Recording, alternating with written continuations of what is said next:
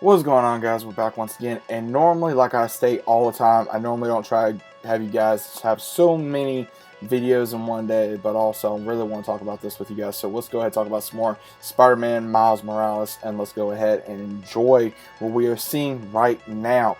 Guys, we have confirmation for not just a book for a prequel to the game, but we also have what is more likely, what I'll show you here in a minute, more confirmation about the Spider-Verse suit within Spider-Man Miles Morales PS5. So let's go ahead and once again talk about this.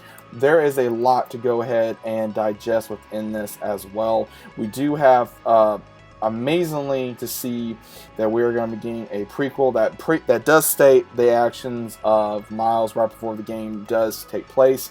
It's going to be launching on November 10th, so a couple days before the game does inevitably release, as well as also is going to be called Spider-Man Miles Morales Wings of Fury by Brittany Morris. Now, what's really cool about this is it's pretty much an exclusive leading into the game itself, where it shows the Wings of Fury features Miles coming to terms with what it means to be Spider-Man, and mixed up with Law leaves Miles questioning everything. And when Vulture and his accomplice Starling unleash experimental tech on Marvel's New York, Miles must decide what kind of hero he wants to be. So obviously, they're going to be putting Vulture in this, which I find really cool. They're also going to be putting Starling in this, which is really cool as well, who is the Vulture's granddaughter, who starts off as a villain, then later becomes a vigilante, as well as a ally to Miles later on in the comics. Now, I don't want to really go ahead and put this into the video, but hopefully they try to have the normal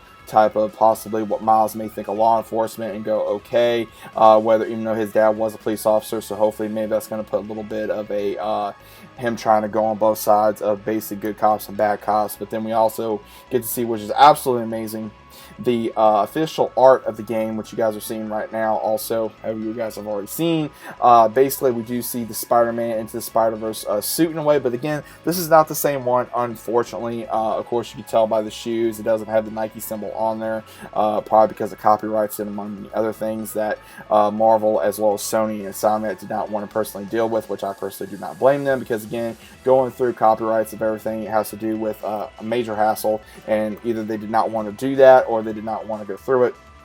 So it really all depends on what they initially wanted to do with that game, as well as everything else. So I'm very happy, first off, that they are announcing not just the art, as well as also a book, but also another suit that I know a lot of people, including myself, wanted to see within the game inevitably, as well as also possibly more suits later on to be shown as released into the game as well when we finally do get the game, as well as also shown what other possible suits that we can get later on when the game is further out. So that way Insomniac as well as Sony can develop other possible suits that we can play as, whether it even be Miles' suits or Peter's suits or whatever have you.